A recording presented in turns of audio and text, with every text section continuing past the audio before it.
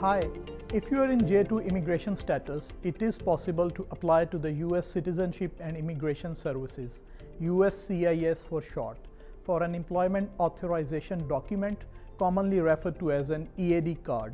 The purpose of J-2 work permission is not to fund your spouse's living expenses, but rather to allow you to pursue your own personal or professional interests, as well as cultural opportunities for your family. The processing times at USCIS can be significant and you cannot begin working until you have received your EAD. So let's get started. First, you must be in the US and in J-2 status at the time you apply for work authorization. You will need to complete 2 government forms along with 7 supporting documents. Don't worry, the document checklist and other relevant information are all on ISSO's website. And I can speak from my personal experience that when my wife applied for J-2 work permission, she found all the information she needed there for a successful application. So let's begin.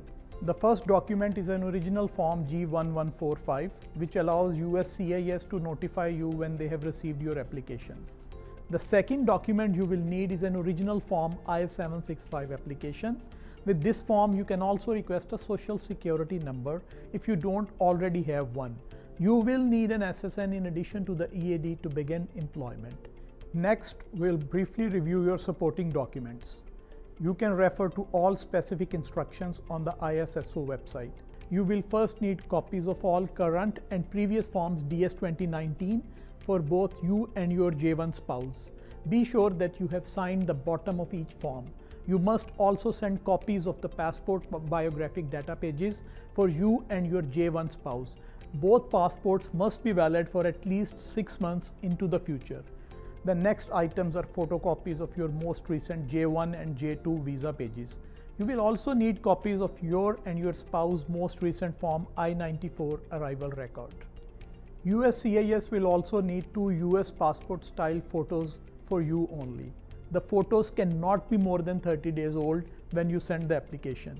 In addition, you will need a brief cover letter that explains why you are applying for permission to work. Check out a sample letter on the ISSO website.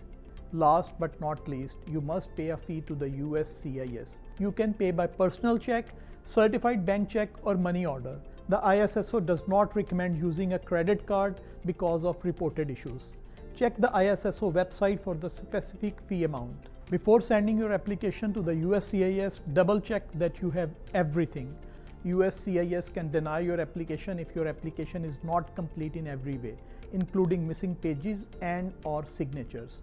The ISSO strongly advises using a courier like FedEx or UPS, which will guarantee delivery and provide you with a tracking number.